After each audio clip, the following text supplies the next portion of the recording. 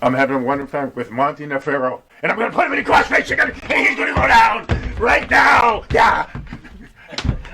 Now, are you a vegan? Is that why you went there? I'm not one, no. So and I've why would already they used the bring you- bathroom in the restaurant, and there's a great chance that I'm going to use the bathroom here. Well, so the question is why... When I say here, I mean the couch. Okay, well- and the inside of my pants, Oh, man. and my boxers.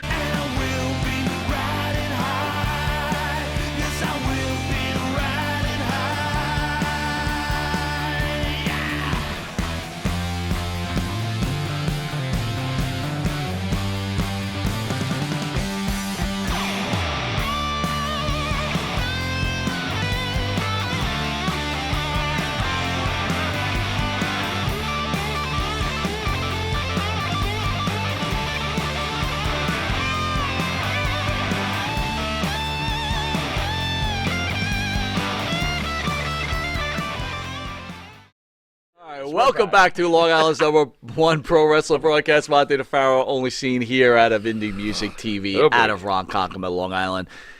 Welcome, ECW legend, pro wrestling legend. Shall I call you Joel or Mr. Gertner? To be called by you at all is an honor and a privilege. Wow. Hey, it's good to hear that Listeria Falls is still playing, by the way. Congratulate all of them. I go back with them. I was listening since they were Salmonella Sprinkler. Oh, very good. Yeah. You know what's interesting? The radio guest segment of my career in the last 25 or 30 years has really upped its game, because now when I do radio, it's on YouTube, and I'm on a couch. I've got my left boobie almost hanging out. I'm like one man breast away from doing net porn. What is this? You should give a nip slip somewhere along this interview. You should just let it slip out a little bit for the fans out there. Did you enable monetization? Because if so, I'd be more than happy to. Oh, we've enabled it. In fact, we've got some fans out there looking to give a few things for a nip slip if you're willing to send it that way. What about that filmmaker that called about that erotic hardcore porn film he wants to do regarding his chest, Lawnmower Man? Oh. I mean, come on. This Hey, is now. gold just waiting to happen. Speaking of the lawn, so my friends here, my promoter friends, led by Bobby Extreme, they took me out for dinner to a vegan restaurant. Oh, yeah. Ooh. My digestive metabolism right now is kicking like kung fu. So, Where did you I may go? need to- I'd like to know what The vegan bathroom's place. right Bobby, there. where'd we go? Three Brothers. Three brothers. Three Brothers. And you felt safe having Mo, Larry, and Curly serve you food? It tasted like three brothers, two sisters, and a tree, a really, really big tree. Everything was made out of vegetables, except the vegetables were made out of tofu and seitan. Now, are you a vegan? Is that why you went there? I'm not one, no. So And I've why would already they used bring the you- bathroom in the restaurant, and there's a great chance that I'm going to use the bathroom here. Well, so the question is why... When I say here, I mean the couch. Okay, well, And the inside of my pants, oh, man. and my boxers. Don't worry. Like everything else, it smells like dulce de leche. You'll be fine. Oh, Matt, we have baby wipes in the studio to wipe down the couch afterwards. Yeah, it's in the closet. Excellent. You're My always bodily prepared. fluids pass in the third world for ice cream. Nice. You'll Very be good. fine. Unfortunately, New Jack has left us, and he was one of my favorite guests on the show. We've had him on several times. Of course, his departure, to me, was a shock. I don't know why, but to me, I was very, very shocked. Do you have some memories for us? You know, Yeah. Oh, God. New Jack was my food buddy. And we would, when we were on the road, we would, if we weren't eating together, maybe he would go to a certain spot before the show, like for a late lunch, whatever, and he'd bring back food for me. He would tell me about places to try. We got along great. But the memory that stands out is he did an indie show in Brooklyn 2 or 3 years ago, not far from where my grandmother lived. But my grandmother at the time was in a nursing home or in rehab. And I think at this point she was probably in hospice care already. And so New Jack worked the show. I was there. It wasn't too far from where I lived. And I popped in, said hey, and we went out to dinner at a sushi place later that night. And the sushi place is right by my grandmother's house, which she hadn't been in a year or two because she'd been in the hospital, rehab, hospice. So after we ate, I asked Jack, I was like, Jack, if you wouldn't mind, if it's cool, can I take a picture of you outside this sushi place? And the intention was I was going to show it to my grandmother to get a pop out of her, because every other time she's seen an image of New Jack is when it was on TNN and him jumping off the balcony and putting me through a table. So I take the picture, I show it to her, and she smiles and she laughs because it's like worlds colliding. What was this guy that I've seen on national television doing a block from my home where you and I go to eat sushi all the time? So she smiled and she laughed, and she passed away 3 weeks after that. And it was pretty much the last time maybe that she ever, that I ever got, you know, a smile and a laugh out of her. So I've got the picture of New Jack outside the sushi place. I've got it in the camera roll on my phone. And, God, man, he was just, he was real people. You know what I mean? He was, he lived his worldview, and he was who he was, and he was unapologetic. And if you were somebody that he didn't like, then you wouldn't have liked him, because if he didn't like you, he wasn't going to sugarcoat it and put a filter and that kind of thing. But if you were like family to him, if you were somebody who he allowed into his like inner circle, then you couldn't have a more loyal friend in the world. What would you describe his legacy as? Do you believe that he's in the penthouse of the greatest of the great hardcore wrestlers? Because to me, he's a measuring stick. Yeah, I think so. I think the number of times he's been emulated by you know, students at wrestling schools who are, you know, taking bookings and doing their own first hardcore matches and just up and down the independent circuit, like no matter where you are in the country, no matter where you are really in the world, I think there are so many people trying to be what New Jack was, just kind of have that same flavor, that same kind of spirit or vibe. And he really was one of a kind. He really was. I mean, the same way Brody was one of a kind. Sure. Is, you know, there might be people in the decades to follow that remind you of New Jack, but they're not gonna be exactly who or what he was, because he just, you can't cast a New Jack. You know what I mean? Thoughts on Nick Gage? I think his career is exploding. Right? I mean, what if Nostradamus would have put in chapter 1147 that Nick Gage would be a Domino's Pizza spokesman, and we'd all have a nice laugh over that. But I mean, in a way, that's kind of what happened on Twitter this week, right? I mean, kudos to him. You know, also very real, also salt of the earth, also, I don't know him personally, I haven't met him, but I like what I see, you know what I mean? In the sense that he is true to who he is, right? And I think he's also probably going to spawn a lot of imitators, especially now that he's proven that he's gone from what people thought was just kind of niche, and he's now taken it to the mainstream because of how not mainstream he is. Right. You know, he's almost like, you know, you'd never expect him to succeed. Right. So it's almost like, you know, in a certain way, he's succeeding in spite of what or who he is. And I think there's a certain glory in that you can't get by just succeeding if you were meant to be and lined up to be a success. The infamous leap off the balcony. There you are. He's coming down. Are you scared at that moment, or are you trusting because it's New Jack and you feel safe? I mean, what goes through the victim's mind? Sure, the viewer at home gets to enjoy the whole spectacle, but what about the poor guy on the table? I mean, All what's of going it. through your mind during that? All of it. It all goes through your mind, and because it's all going through your mind and it's so quick, it's perfect because none of it's going through your mind. Because if Right. it's all going through your mind at once, then you don't really get to dwell on any of it. But so on the one side, it's I'm not a physical guy, I'm not an athlete, I'm not trained as a wrestler. I'm gonna f this up, fudge this up. gonna die. I caught myself, right? I was gonna say fudge this up. You can say F this up. It's Oh yeah, so I'm gonna f this up, or like there you go. you know what I mean? There's all that, like, you know, and then on the other hand, like you said, it's, well, this is New Jack. Right. I've seen other people take this spot and be fine. It's gonna be quick. This too shall pass. There's nothing to worry about. And you've got kind of, you know, 5 or 10 Debbie Downerisms running through your head, and you've Right. got 5 or 10 motivationalisms. But you know, you're only on the table for about 10, 15. You know what I mean? So Right. And So oddly it enough, all New does and Jack none of it is- does. No, oddly enough, New Jack is the one who usually would get more hurt than the guy on the table. some of, man, I mean.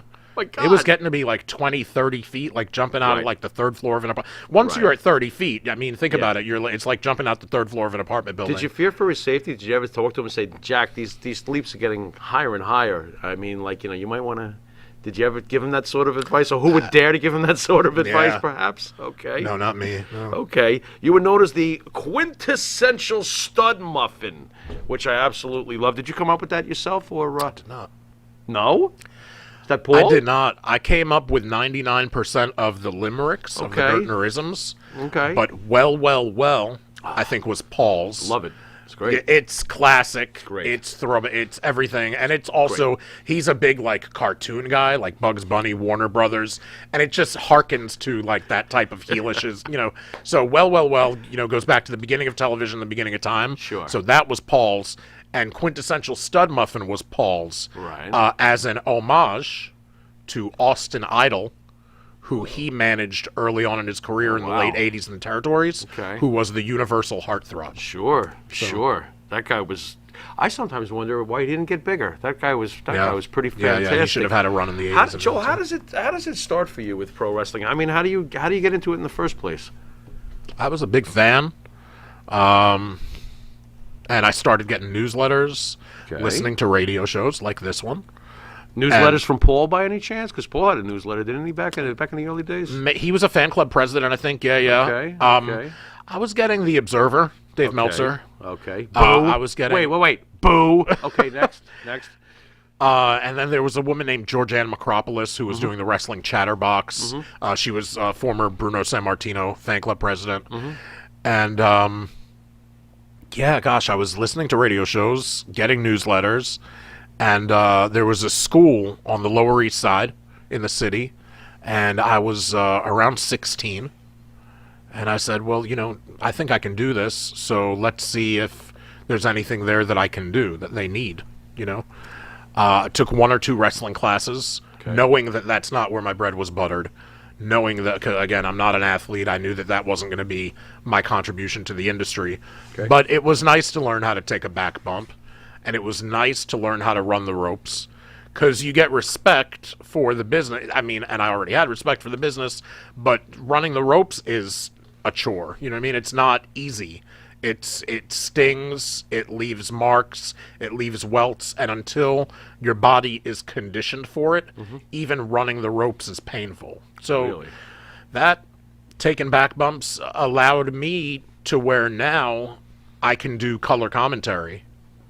And I can say, hey, you know, you who just saw Sabu at age 50 do what he did, thinking at 25 years old that you could probably do that if you just know. And I go into how, you know, running the ropes will take its toll on you. Sure. You know, taking back bumps over and over again is, you know, most doctors would consider that to be a similar level of trauma to a car accident. You know what I mean? Like wrestling a 15-minute wrestling match is the equivalent of being in a minor car accident. So, yeah, I mean, you know, I'm glad I took those classes. But again, with no pressure, because I knew that my goal wasn't to be the next, you know, whoever wrestles that I admire, any of the heels or freakazoid wrestlers that I loved. You know, my goal wasn't to be Jake the Snake Roberts. My goal wasn't to be the Missing Link. My goal, I loved those guys, but my goal was to be, you know, Jimmy Hart Bobby Lou the Brain. Albano, Freddie Blassie, Right. Paul Heyman, Jim Cornette. My goal, and I did a lot of ring announcing, and I still do. My goal was to be Howard Finkel. My goal was to be people like that. But I knew I wasn't going to be a full-time wrestler, so it was fun and meaningful and productive. So what did your parents say about that, though, that you wanted to get into professional wrestling? Because you have a degree from Cornell, am I right? I dropped out of Cornell to pursue ECW. Yeah. So I wound up getting a degree at Brooklyn College down the line. Okay. But yeah, they just weren't into it. How did you wind up in ECW? How does that happen? So I did about 4 years on the indies, a couple of years while I was in high school, a couple of years while I was in college. Okay. So 16 to 20. And then around my 20th birthday, like maybe a month before it, I was in Philly. I was at an ECW show. I was hanging out with my crew of people, and we were at the Travelodge, the celebrated Cylinder of Sin, the Travelodge, and we were hanging out in the lobby at the bar, and I saw Paul Heyman came into the hotel, and he had pushed the button, and he was waiting for the elevator, and I gave an elevator. I didn't know at the time what an elevator pitch was, Okay. but I gave him one. You did. Okay. I said to myself, look, the answer's no now. You know what I mean? Like, just open your mouth and introduce yourself to this guy and ask for what you want, because he's going to say no anyway. So at least know that he says no. Don't not do it and then find yourself in a position where you're like, I wonder, even though it's a 1 in 1,000 chance, Right. what if I would have asked him? Right. I'd rather regret asking him, which wouldn't have been a regret anyway, because like I said, the answer's no until you've asked. So I went up to him. I said, I've been a big fan I've been an admirer of your work. I've followed your career. I told him about a mutual friend, Stephen DeAngelis, an ECW ring announcer. I had a mutual friend, so I don't know if that helped or it didn't matter. But I said, I'm up at Cornell University, and you guys are coming to Middletown. And I do ring announcing, managing, that kind of thing. I know that your ring announcing crew is based in Philadelphia. So I don't know if they're going to be in Middletown or if you'd be in need of somebody anyway. And if you were, then I just wanted to volunteer my services and just audition and show you what it is that I could do. Awesome. Whatever I said just happened to be, it was like throwing refrigerator word magnets at the refrigerator door, but in the right order, I guess. Because it must have been, he must have seen something in what I said, nervous as I was, that he just kind of, I don't know if he thought he was looking in a mirror. That's probably me putting myself over too much. Or whether he thought he was looking at somebody that had 7 heads. But he just kind of stared at me for a moment, and he was like, you want it? Well, I've come this far, right? So I'm like, yeah. He's like, you got it. Be there by 5. Wow. And be there by 5 turned into 5.25 years. Joe, let's break into one of my, well, they probably really are my favorite tag team outside of Demolition, the amazing Dudley Boys. Tell me about your experiences working with the great Dudley Boys. Yeah, it was just an amazing time. Because all of us in ECW, it was like our first big break, and we all hadn't been anywhere else yet. And so it was just special, the family vibe. It was just special. And with the Dudleys, with however many there were, and for how long it lasted, it was almost the closest thing we had to the NWO. It was a tag team that was kind of like a faction or a stable. And it was, whether we had the belts or whether we were chasing for the belts, it's something that lasted a good 2 years, probably closer to 3 years. And it was a blast to work with them, and they were both so devoted and disciplined and dedicated and all of us were just looking to advance our careers and also do what we could for the advancement of ECW itself. And, just a really, really special time. And the dynamic was interesting working with the Dudleys because it's kind of a good cop, bad cop kind of thing. with Devon kind of being the good cop. And as you can, and So let me ask you, surprise. what kind of relationship did you have with Bubba Ray Dudley, right, or Bully Ray, whatever, right? So we're kind of in competition with them, right? We're all looking for that same audience. And He's got a show? Oh, yeah. Yeah, He's he got a does. show. Yeah, go on. But look, Go on. as an outsider looking in, this guy always seems like he thinks he knows everything, and he's always trying to put himself over. Like, was he like that with you? I mean, what was that all about? Bubba, so when you ask, was Bubba that way with me? No, because even though it was not in my character to speak up necessarily, there was one instance where I kind of nipped in the bud where, if I would have heard it from Paul, it would have been gospel because he pays the bills and he gave me my shot. Right. But I didn't hear it from Paul. I heard it from Bubba, who suggested to me that maybe I should, and if it's done the right way, I'm all for getting heat. Like I knew that so there was one time where Paul pulled me aside. I think he saw that I was acting a little bit too tweenerish. Maybe I slapped somebody's hand. I did something that was a little, this pre-TNN, so I was with the Dudleys in the meat and the heart of the heat of trying to incite riots and all that, and get the Dudleys the Dudley heat. And Paul, when I came to the back after working, Paul said, "You're worth $1 million to me as a heel. Right now, you are worth nothing to me as a babyface." And I understood what that meant, and it was wise, and it meant a lot, and I put it in my back pocket, and it meant something, and I learned from it.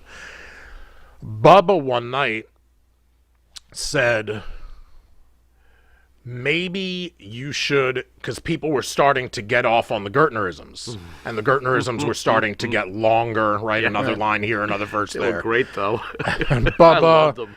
was like, how about maybe you should go out there and be like, well, it is I, Joel, you suck, Gertner.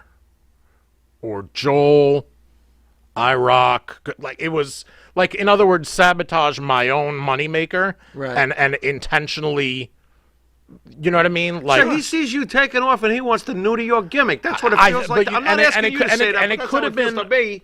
What the hell's that? well, Seems in line. Well, Bubba. you know what? Ugh. Done similarly but different, Okay. it could have worked. Okay. But the Okay. way he recommended it, I felt did not work. Right.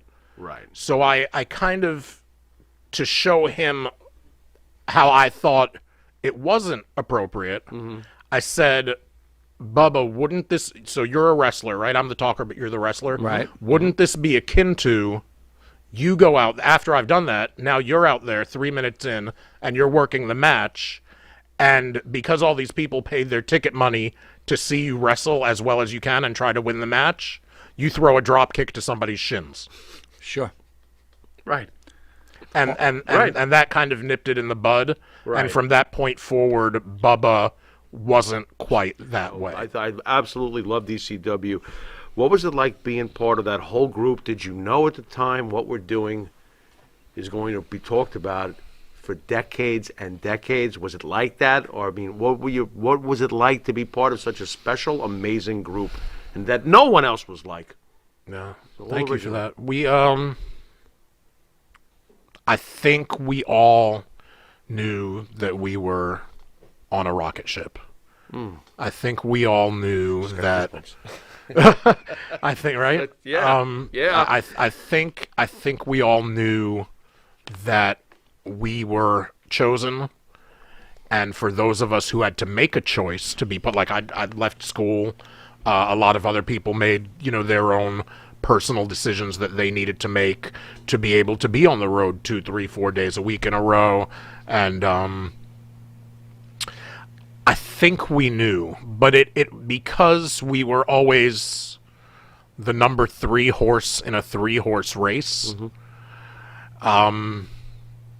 We never had that view that the horse in front has Probably, thank goodness. It probably would have killed us. And here's me and Bob Backlund, and Bob Backlund's like, what do you think about the bit? I hardly know him, right? We just met.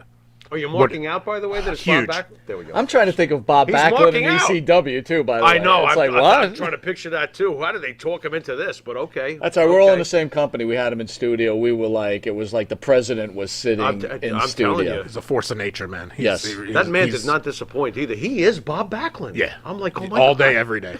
Yeah. Yes. Amazing. Yeah. Okay, so he asked you if you were impressed with the building. He asked me, he's like, what do you think about the building? I'm like, yeah, it's great.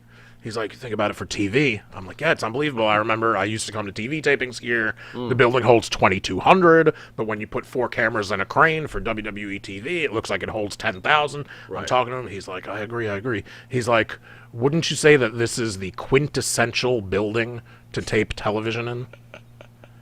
And I didn't know whether to piss or I didn't know, like, you know what I mean? Because I'm. He's saying quintessential to me. Locker room of this building, and I'm like, does he know what my nickname is? Does he not know? If he knows, is this like I was like a deer in headlights. I was like, I didn't know what to say. Yeah, That's amazing. Yeah. Do you feel Paul left you guys in a lurch? A lot of you guys when he went to the WWF or WWE, knowing your talents and knowing you, and obviously the Dudley boys did well over there. I mean, And you helped him get yeah, to where to he get where got. you think that he just left you guys and just left you stranded after all you did for him Boy, personally. That's tough. I don't think that because I mean, I know as much as the next person. You know what I mean? When it comes to late 2000, early 2001, how exactly really did things play out? Why exactly really did they play out that way? Who personally made certain decisions that they needed to make, could have not made? Like, you know, it's a butterfly. You'll drive yourself crazy. Sure.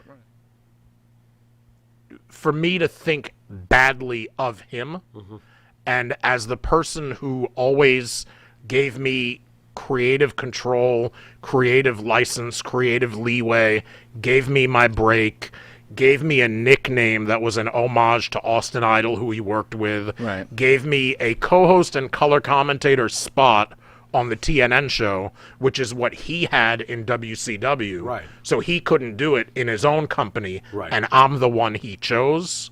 For him to put me opposite Rick Rude, point counterpoint, and put me on Rude's level, when that's another person that was very influential along his journey, I can't, I would never be the one to say that he even left me or the company in the lurch, because without any conclusive proof that that's the case, I would have to, again, think poorly of him personally. So do you look at and it, I don't. Do you just look at it this way, that this guy gave me the opportunity, he gave me a great 5 years, and I should be satisfied with that? From him.